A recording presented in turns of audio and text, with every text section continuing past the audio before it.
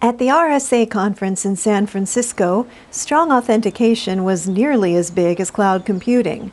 For compliance and security reasons, in the cloud and on the ground, enterprises need to prove physical identities match the logical identities accessing applications and data.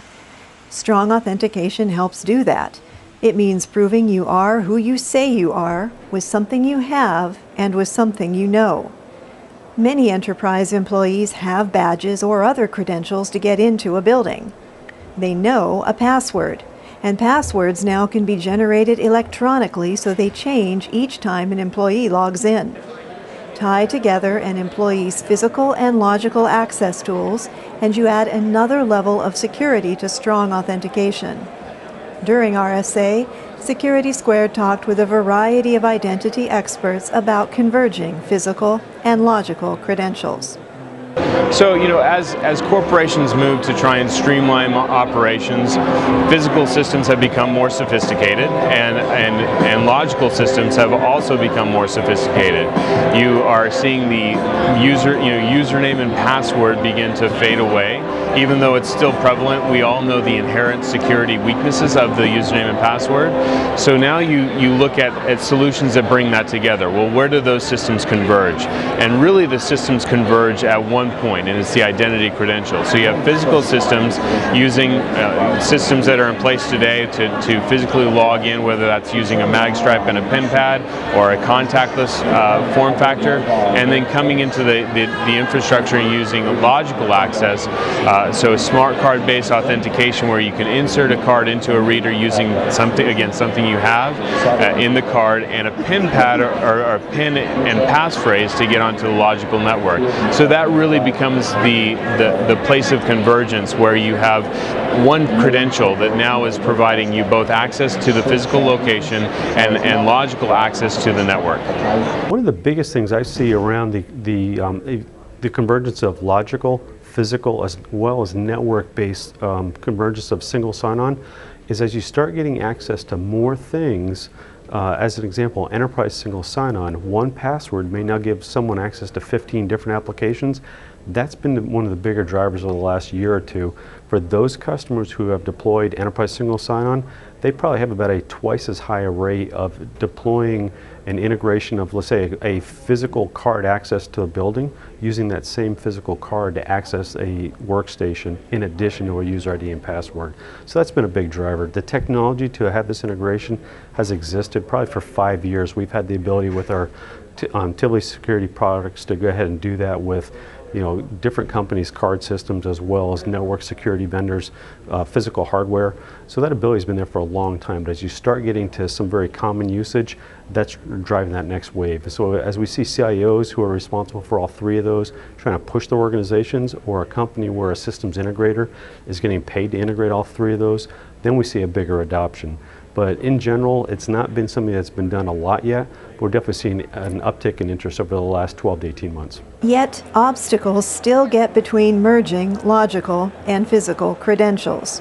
I think the two things that are holding it back at the moment is one, a couple of things. The costs associated with having a physical logical access control product like a smart card, the credentials that you're trusting to do that. So it needs to be somebody that you're going to trust, hopefully within your organization and outside. If you're looking at online applications such as Salesforce.com that you want to access, then you need to be able to trust those credentials across the groups. The second thing I think that's holding it back at the moment is that there hasn't been a lot of companies who have combined the two at the moment, who can provide both physical access control as well as logical access control, bringing those two systems together and then manage it all in the back end.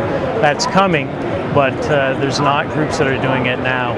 And finally, the last thing I believe that's holding it back at the current time, which will come across, is the various groups within organizations who are the buyers. So the protection of your physical access tends to be a different group than it is for your logical access, which is more of an IT type of group. So you have these different organizational structures that need to work together, and anytime you get into any sort of large organization, that's always going to be an issue. So we think that's coming. We're certainly seeing a lot more questions about it and a lot more people interested in it, but there's some kinks to be worked out in the industry. Several vendors were at RSA with strong authentication solutions that use what enterprise employees already have. PassLogix introduced its Vigo Universal Authentication Manager. The solution allows employees to use their existing building badge or smart card as a second factor of authentication when they log into the enterprise network. So an employee on day one would be provisioned their smart card or their building badge, would go to their desktop, tap in or read in, and then our software would pop up. You'd hit enroll my card, and you'd go through a few series of screens that ask you for you to enroll with your PIN number, your username, what you want to name that device, and after that, you'd be done. And from there, if an organization also deploys our enterprise single sign-on abilities, our softwares, then all of their credentials would also be able to be managed from that one card. Meanwhile, PhoneFactor was showing its new SMS text messaging authentication platform. When an employee logs in with a name and password, the platform sends a text message to his mobile device. The employee responds to the text, which may include another password to enter.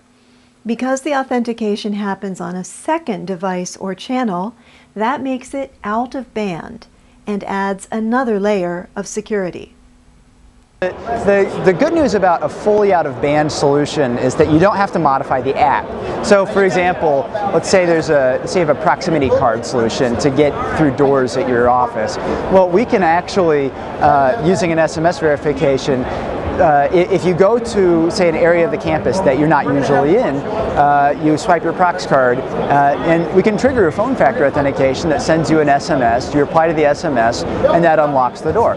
That way, there's proof to the IT department that the user really is trying to do that, and somebody hasn't simply stolen their Prox card and is trying to break into a new spot on the campus. But the larger point is that because it's phone-based and because it's fully out of band, there's no requirement to modify the app. There's no requirement to modify the user interface. So that would work at things like ATMs or point-of-sale systems or just any program you don't have the source code to. Windows or a terminal server or something. So that's an important characteristic of the system. I think it's important that people start to look at not only using a card for one thing, but keeping everyone on one, how many cards can we all carry to work, remember to bring. I think it's really important that organizations start to look at how can I leverage this investment that I've already made for something else. So if you don't have to purchase additional cards, additional products, you've already invested in that. Use that and make it work for you in other places. Convergence at the credential may yet have some hills to climb before it is widely adopted. Yet its ability to make strong authentication stronger should help smooth its path. This is Sharon J. Watson reporting for Security Squared.